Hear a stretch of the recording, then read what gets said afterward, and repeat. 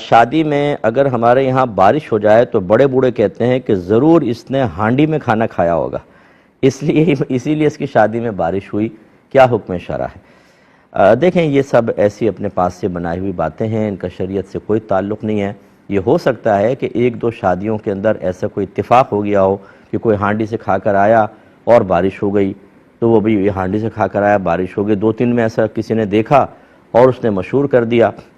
اور ہمارے مسلمانوں کی حالت یہ ہے کہ قرآن کی بات ہو، حدیث کی بات ہو، بہت جلدی ذہن سے نکل جاتی ہے، لیکن اس قسم کی باتیں یہاں پہ اٹک جاتی ہیں، بلکہ شیطان یاد دلا کر رکھتا ہے اور بار بار ان کو زبان سے نکلواتا ہے، حتیٰ کہ سب کے ذہن کے اندر وہ چیز پیدا ہو جاتی ہے اور ایسا لگتا ہے کہ جیسے یہ کوئی شرعی تعلیم ہے جو ہمیں واجب ہے کہ دوسروں تک پہنچائیں، اور پھر ہمارا بچہ اپنے گھر کے اندر یہ باتیں کہنا شروع کر دیتا ہے۔